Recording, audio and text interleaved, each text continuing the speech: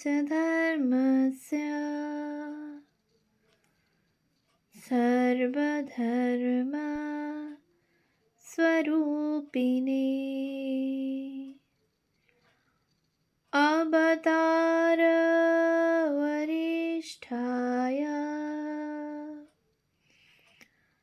रामकृष्णाय ते नमः।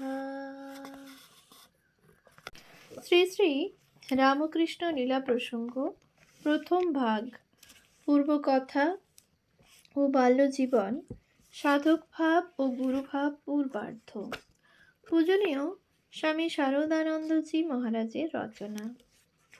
পৃষ্ঠা সংখ্যা 225। পরিশিষ্ট। মৃত্যুকালে শম্ভুবাবুর নির্ভীক আচরণ। প্রায় 4 বৎসর কাল ঠাকুর ও শ্রী শ্রী মার ঐরূপে সেবা করিবার পরে শম্ভুবাবু রোগে শয্যাশায়ী হইলেন। পীড়িতাবস্থায় ঠাকুর তাহাকে একদিন দেখিতে গিয়াছিলেন এবং ফিরিয়া আসিয়া বলিয়াছিলেন, শম্ভুর প্রদীপে তৈল নাই। ঠাকুরের কথাই সত্য হইল। বহু মূত্র রোগে বিকার উপস্থিত হইয়া শ্রীযুক্ত শম্ভু শরীর রক্ষা করিলেন। শম্ভুবাবু পরম উদার, তেজস্বী ও ঈশ্বর ভক্ত ছিলেন। পীড়িতাবস্থাতে তাহার মনের প্রসন্নতা একদিনের জন্যও নষ্ট হয় নাই। মৃত্যুর কয়েকদিন পূর্বে তিনি হৃদয়কে হৃষ্টচিত্তে বলিয়াছিলেন, মরণের নিমিত্ত আমার কিছুমাত্র চিন্তা নাই, আমি পুঁটলি পাটলা বেঁধে প্রস্তুত হয়ে বসে আছি। শম্ভুবাবুর সহিত পরিচয় হইবার বহু পূর্বে ঠাকুর যোগারূঢ় অবস্থায় দেখিয়াছিলেন শ্রী শ্রী জগদম্বা শম্ভুকেই তাহার দ্বিতীয় রসোদ্ধার রূপে মনোনীত করিয়াছেন এবং দেখিবা মাত্র তাহাকে সেই ব্যক্তি বলিয়া চিনিয়া লইয়াছিলেন। ঠাকুরের জননী চন্দ্রমণি দেবীর শেষ অবস্থা ও মৃত্যু। পীড়িত হইয়া শ্রী শ্রী মাতা ঠাকুরানী পিত্রালয়ে যাইবার কয়েক মাস পরে ঠাকুরের জীবনে একটি বিশেষ ঘটনা উপস্থিত হইয়াছিল। সন 1282 সালে 85 বৎসর বয়ঃক্রমকালে চন্দ্রাদেবী প্রাণ ত্যাগ করিয়াছিলেন। শোনা যায় শ্রী রামকৃষ্ণদেবের জন্মতিথি দিবসে ওই ঘটনা উপস্থিত হইয়াছিল। উহার কিছুকাল পূর্ব হইতে জরার আক্রমণে তাহার ইন্দ্রিয় ও মনের শক্তিসমূহ অনেকাংশে লুপ্ত হইয়াছিল। তাহার মৃত্যু সংবাদ আমরা হৃদয়ের নিকটে যেরূপ শুনিয়াছি সেই রূপ লিপিবদ্ধ করিতেছি। ওই ঘটনা উপস্থিত হইবার 4 দিন পূর্বে হৃদয় কিছুদিনের জন্য অবসর লইয়া বাটি যাইতেছিল। যাত্রা করিবার পূর্বে একটি অনির্দেশ্য আশঙ্কায় তাহার প্রাণ চঞ্চল হইয়া উঠিল। ঠাকুরকে ছাড়িয়া তাহার কিছুতেই যাইতে ইচ্ছা হইল না। ঠাকুরকে উহা নিবেদন করায় তিনি বলিলেন, তবে যাইয়া কাজ নাই। উহার পর 3 দিন নির্বিঘ্নে কাটিয়া গেল। ঠাকুর প্রত্যহ তাহার জননীর নিকট কিছুকালের জন্য যাইয়া তাহার সেবা স্বহস্তে যথাসাধ্য সম্পাদন করিতেন। হৃদয়ও ঐরূপ করিত এবং কালীর মা নাম্নী চাকরানী দিবাভাগে প্রায় সর্বদা বৃদ্ধার নিকটে থাকিত। হৃদয়কে বৃদ্ধা ইদানীং দেখিতে পারিতেন না। অক্ষয়ের মৃত্যুর সময় হইতেই বৃদ্ধার মনে কেমন একটা ধারণা হইয়াছিল যে হৃদয়ই অক্ষয়কে মারিয়া ফেলিয়াছে এবং ঠাকুরকে ও তাহার পত্নীকে মারিয়া ফেলিবার জন্য চেষ্টা করিতেছে। সেজন্য বৃদ্ধা ঠাকুরকে কখনো কখনো সতর্ক করিয়া দিতেন, বলিতেন, হৃদুর কথা কখনো শুনিবি না। জরাজীর্ণ হইয়া বুদ্ধিভ্রংশের পরিচয় অন্য নানা বিষয়েও পাওয়া যাইত, যথা দক্ষিণেশ্বর বাগানের সন্নিকটেই আলমবাজারের পাটের কল। মধ্যাহ্নে ওই কলের কর্মচারীদিগকে কিছুক্ষণের জন্য ছুটি দেওয়া হয় এবং অর্ধঘণ্টা কাল বাদে বাঁশি বাজাইয়া পুনরায় কাজে লাগাইয়া দেওয়া হয়। কলের বাঁশির আওয়াজকে বৃদ্ধা বৈকুণ্ঠের শঙ্খধ্বনি বলিয়া স্থির করিয়াছিলেন, এবং যতক্ষণ না ওই ধ্বনি শুনিতে পাইতেন ততক্ষণ আহারে বসিতেন না। ওই বিষয়ে অনুরোধ করিলে বলিতেন, এখন কি খাবো গো, এখনো শ্রী শ্রী লক্ষ্মীনারায়ণের ভোগ হয় নাই, বৈকুণ্ঠে শঙ্খ বাজে নাই, এখন কি খাইতে আছে? কলের যেদিন ছুটি থাকিত সেদিন বাঁশি বাজিত না। বৃদ্ধাকে আহারে বসানো সেদিন বিষম মুশকিল হইত। হৃদয় এবং ঠাকুরকে ওই দিন নানা উপায় উদ্ভাবন করিয়া বৃদ্ধাকে আহার করাইতে হইত। সে যাহা হোক, চতুর্থ দিবস সমাগত হইল। বৃদ্ধার অসুস্থতার কোনো চিহ্ন দেখা গেল না। সন্ধ্যার পর ঠাকুর তাহার নিকট গমনপূর্বক তাহার পূর্বজীবনের নানা কথার উত্থাপন ও গল্প করিয়া বৃদ্ধার মন আনন্দে পূর্ণ করিলেন। রাত্রে 2 প্রহরের সময় ঠাকুর তাহাকে শয়ন করাইয়া নিজ গৃহে ফিরিয়া আসিলেন। পরদিন প্রভাত হইয়া ক্রমে 8টা বাজিয়া গেল। বৃদ্ধা তথাপি ঘরের দ্বার উন্মুক্ত করিয়া বাহিরে আসিলেন না।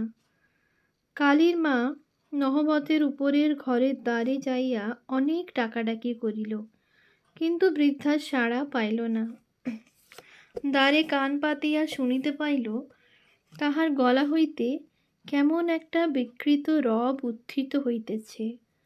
তখন ভীত হইয়া সে ঠাকুরকে ও হৃদয়কে ওই বিষয় নিবেদন করিল। হৃদয় যাইয়া কৌশলে বাহির হইতে দ্বারের অর্গল খুলিয়া দেখিল বৃদ্ধা সংজ্ঞারহিত হইয়া পড়িয়া রহিয়াছেন। তখন কবিরাজি ঔষধ আনিয়া হৃদয় তাহার জিহ্বায় লাগাইয়া দিলেন, এবং মধ্যে মধ্যে বিন্দু বিন্দু করিয়া দুগ্ধ ও গঙ্গাজল তাহাকে পান করাইতে লাগিল। 3 দিন ওইভাবে থাকিবার পর বৃদ্ধার অন্তিমকাল উপস্থিত দেখিয়া তাহাকে অন্তর্জলি করা হইল, এবং ঠাকুর ফুল, চন্দন ও তুলসী লইয়া তাহার পাদপদ্মে অঞ্জলি প্রদান করিলেন। পরে সন্ন্যাসী ঠাকুরকে করিতে নাই বলিয়া ঠাকুরের ভ্রাতুষ্পুত্র রামলাল তাহার নিয়োগে বৃদ্ধার দেহের সৎকার করিলেন। অনন্তর অশৌচ উত্তীর্ণ হইলে ঠাকুরের নির্দেশে রামলালই বৃষ উৎসর্গ করিয়া ঠাকুরের জননীর শ্রাদ্ধক্রিয়া যথারীতি সম্পাদন করিয়াছিলেন। মাতৃবিয়োগ হইলে ঠাকুরের তর্পণ করিতে যাইয়া তৎকরণে অপারগ হইয়া তাহার গলিত কর্মাবস্থা। মাতৃবিয়োগ হইলে ঠাকুর শাস্ত্রীয় বিধান অনুসারে সন্ন্যাস গ্রহণের মর্যাদা রক্ষা করিয়া অশৌচ গ্রহণাদি কোনো কার্য করেন নাই। জননীর পুত্রোচিত কোনো কার্য করিলাম না ভাবিয়া একদিন তিনি তর্পণ করিতে অগ্রসর হইয়াছিলেন, কিন্তু অঞ্জলি ভরিয়া জল তুলিবা মাত্র ভাবাবেশ উপস্থিত হইয়া তাহার অঙ্গুলি সকল অসাড় অসংলগ্ন হইয়া সমস্ত জল হস্ত হইতে পড়িয়া গিয়াছিল। বারংবার চেষ্টা করিয়াও তখন তিনি ওই বিষয়ে কৃতকার্য হন নাই, এবং দুঃখিত অন্তরে ক্রন্দন করিয়া পরলোকগতা জননীকে নিজ অসামর্থ্য নিবেদন করিয়াছিলেন। পরে এক পণ্ডিতের মুখে শুনিয়াছিলেন, গলিত কর্ম অবস্থা হইলে অথবা আধ্যাত্মিক উন্নতিতে স্বভাবত কর্ম এককালে উঠিয়া যাইলে ওই রূপ হইয়া থাকে। শাস্ত্রবিহিত কর্মানুষ্ঠান না করিতে পারিলে তখন ঐরূপ ব্যক্তিকে দোষ স্পর্শে না। ঠাকুরের কেশববাবুকে দেখিতে গমন। ঠাকুরের মাতৃবিয়োগের 1 বৎসর পূর্বে শ্রী শ্রী জগদম্বার ইচ্ছায় তাহার জীবনে একটি বিশেষ ঘটনা উপস্থিত হইয়াছিল। সন 1821 সালের চৈত্র মাসের মধ্যভাগে, ইংরেজি 1875 খ্রিস্টাব্দের মার্চ মাসে ঠাকুরের প্রাণে ভারতবর্ষীয় ব্রাহ্ম সমাজের নেতা শ্রীযুক্ত কেশবচন্দ্র সেন মহাশয়কে দেখিবার বাসনা উদিত হইয়াছিল।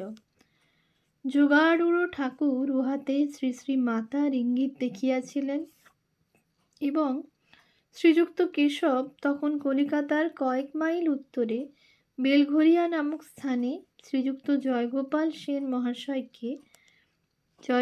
সেন মহাশয়ের উদ্যান বাটিকায় সশিষ্য সাধন ভজনে নিযুক্ত আছেন জানিতে পারিয়া হৃদয়কে সঙ্গে লইয়া ওই উদ্যানে উপস্থিত হইয়াছিলেন।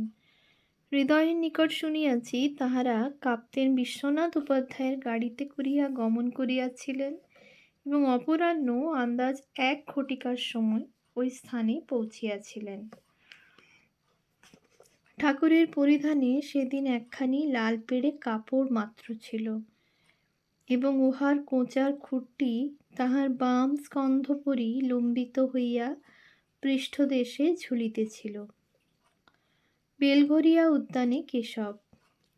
গাড়ি হইতে নামিয়া হৃদয় দেখিলেন শ্রীযুক্ত কেশব অনুচরবর্গের সহিত উদ্যান মধ্যস্থ পুষ্করিণীর বাঁধা ঘাটে বসিয়া আছেন।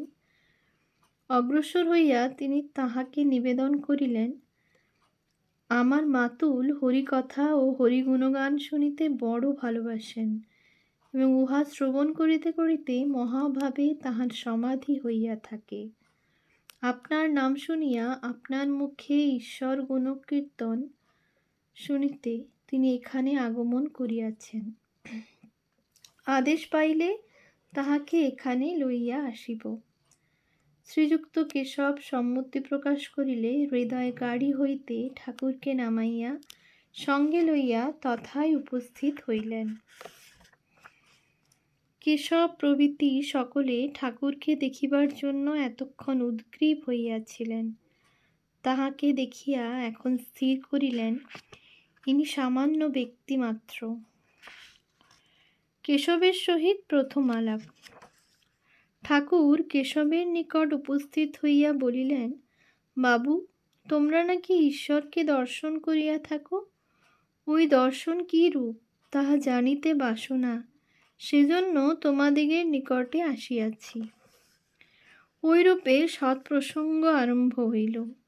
ঠাকুরের পূর্বোক্ত কথার উত্তরে শ্রীযুক্ত কেশব কি বলিয়াছিলেন তাহা বলিতে পারি না, কিন্তু কিছুক্ষণ পরে ঠাকুর যে কে জানে কালী কেমন স্বরদর্শনে না পায় দর্শন রূপ রামপ্রসাদী সঙ্গীতটি গাহিতে গাহিতে সমাধিস্থ হইয়াছিলেন, একথা আমরা হৃদয়ের নিকট শ্রবণ করিয়াছি।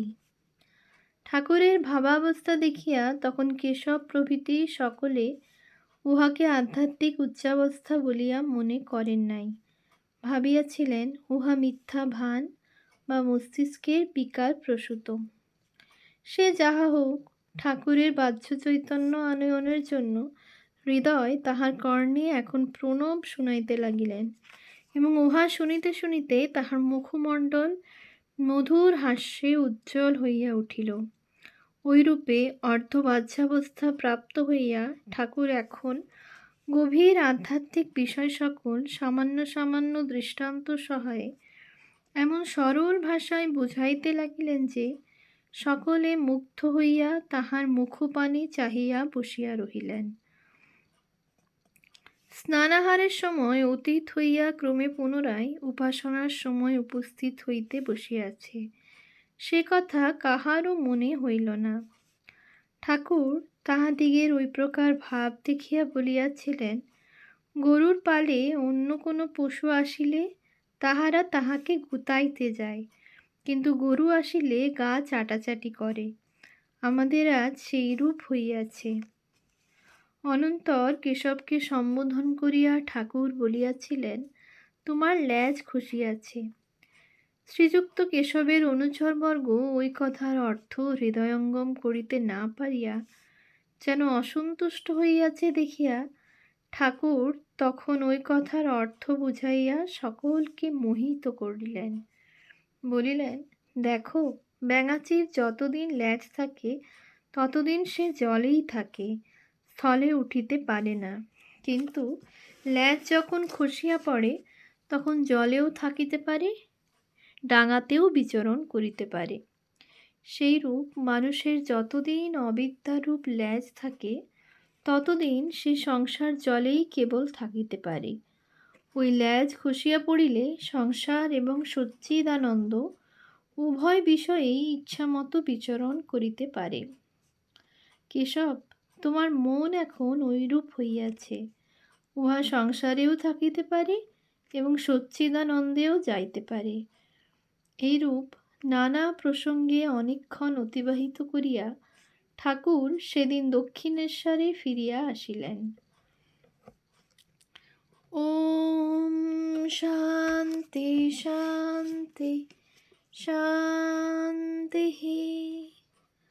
হরি ওম তৎসৎ।